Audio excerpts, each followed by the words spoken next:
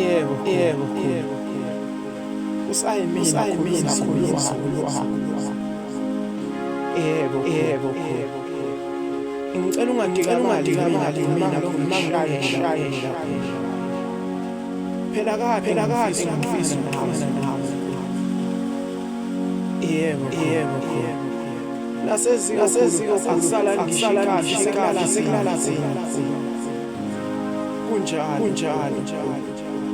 xhumana nalowo nto itoqele ngami ekugcineni mhla ngikwazi ukususa ubuyele ekhaya kunjalo namanje thina sisakuthanda.